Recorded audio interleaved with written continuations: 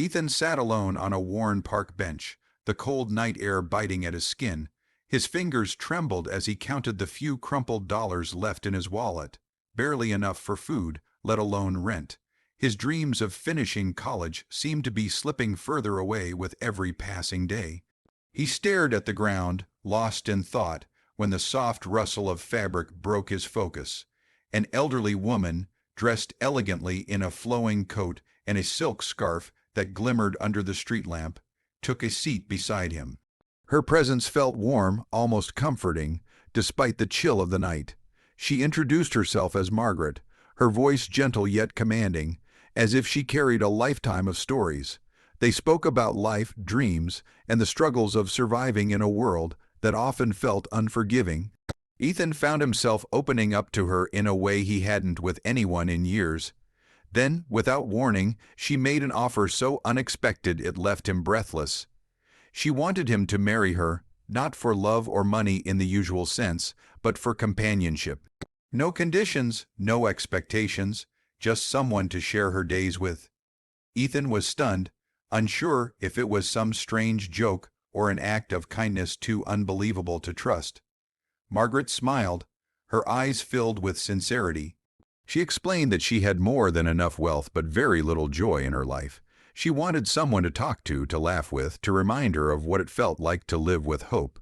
Ethan hesitated, torn between disbelief and desperation. But as the weight of his situation pressed on him, he realized this could be the lifeline he needed. With a deep breath, he nodded, unaware of how this decision would change his life forever. Ethan stepped through the towering front doors and felt as if he had entered another world. The grand estate stretched endlessly, each room adorned with glittering chandeliers, polished marble floors, and walls lined with paintings that seemed to whisper stories from another era. Ornate vases, antique clocks, and shelves of leather-bound books gave the place a timeless elegance. It was a world far removed from his cramped dorm room and the constant anxiety of unpaid bills. Margaret moved through her home with graceful familiarity, introducing him to each space as though they were dear friends. She showed him the dining hall, where golden light spilled over a long mahogany table, and the sunroom, where soft armchairs sat in the glow of afternoon light. Yet, despite the beauty, there was a quietness to the house, a stillness that felt almost heavy. Over the next few days, Margaret asked nothing of Ethan but his company. They shared meals in the dining hall, her smile warm as she listened to him speak of his ambitions, becoming a teacher, helping underprivileged kids, making something of himself. She never interrupted, only nodded with genuine interest, as though every word was precious. In return, she shared small glimpses of her own life. Her late husband, the grand parties they once hosted, the travels across oceans and continents. But beneath the sparkle of those memories, Ethan sensed the shadows. Margaret's voice would soften when she spoke of her family, long gone, with no children or relatives to fill the vast halls with laughter. Each evening, as they sat by the fireplace, Ethan began to realize that her wealth was not measured in gold or jewels, but in stories, wisdom, and a longing for connection. Behind all the grandeur, she was simply a woman who didn't want to feel alone. On the morning of their 7th day as husband and wife, Ethan found Margaret waiting for him in the sunlit hallway. She held a sealed ivory envelope in her hands, her expression unreadable but her eyes glistening with a kind of quiet urgency. Without explaining, she placed it in his palms and said softly, "Open it in the study, and only there." Confused, Ethan obeyed. The study was a room he had barely entered before. Walls lined with books, a large oak desk polished to a shine, and a faint scent of old paper and cedar. He sat down, broke the seal, and slid out a letter along with a small bundle of aged photographs. The first picture froze him. A young Margaret, radiant and full of life, stood hand in hand with a tall man in a crisp suit. The man's face made Ethan's heart race. It was almost like looking into a mirror. He flipped through the photographs, each one showing the same man, smiling beside Margaret in sunlit gardens, on bustling streets, in moments of pure joy. With trembling hands, Ethan unfolded the letter.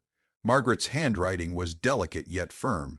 She told him the man in the photographs was her late husband, James, who had died many decades ago in an accident. But it wasn't just any accident. James had died saving the life of a young stranger. That stranger, she revealed, was Ethan's grandfather. Ethan's breath caught as the words sank in. She explained that she had never forgotten that day or the debt she felt she owed. Finding Ethan by chance had felt like fate's way of returning what was lost. She hadn't married him out of loneliness alone. She had married him to honor the man who had given her a lifetime by saving hers. Ethan sat in stunned silence, the letter still trembling in his hands, when Margaret stepped into the study. She moved slowly, her eyes glistening with the same depth of emotion he felt swelling in his chest. Taking a seat across from him, she folded her hands gently and began to speak.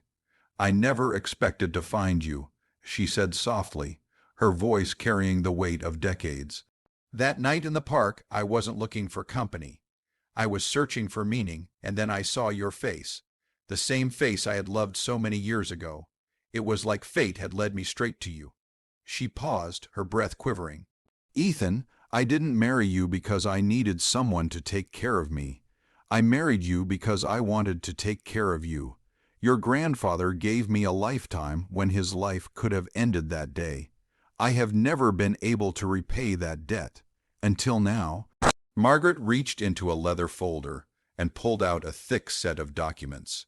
She slid them across the desk toward him. His hands shook as he glanced down and realized what they were: the deed to her entire estate. Tears welled in her eyes as she said, "Your grandfather gave me a lifetime. I'm giving you a future." Ethan's throat tightened, words completely abandoning him. He wanted to speak, to thank her, to somehow express the tidal wave of gratitude and disbelief surging through him. But all he could do was nod as tears spilled freely down his cheeks. In that moment, he realized this wasn't just kindness. It was a love that had crossed generations, binding two lives together through an unspoken promise made long before he was born. Months passed, and the grand estate began to transform. The once quiet halls now echoed with the sounds of laughter, footsteps, and hopeful conversations. Ethan had converted an entire wing into a shelter and study center for struggling students, young people who, like him, once sat on park benches wondering how they'd survive another day. Margaret watched with pride as the rooms filled with life again. The dining hall, once set for two, now hosted long tables crowded with students sharing meals and dreams. The library became a place of late-night study sessions, and the gardens bloomed under the care of hands that had once only known hardship. Every corner carried a piece of his heart and a piece of hers. A portrait of Margaret and her late husband hung above the main entrance, with a small plaque beneath it honoring the bravery of Ethan's grandfather. It was a silent reminder that one act of courage can ripple across generations. One evening, as the sun dipped low and cast the estate in golden light, a student asked Ethan why he had opened the shelter. He smiled faintly, his gaze drifting to Margaret sitting quietly in the garden, her silk scarf fluttering in the breeze. "Sometimes," he said, his voice warm and steady, "life brings you to people, not to change their world, but so they can change yours."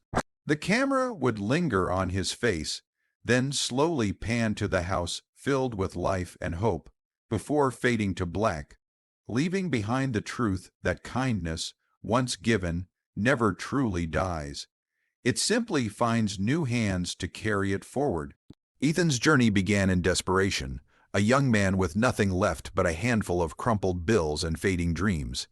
Meeting Margaret seemed like an impossible twist of fate, a chance encounter that offered him shelter, stability, and, unknowingly, a bridge to his own family's past.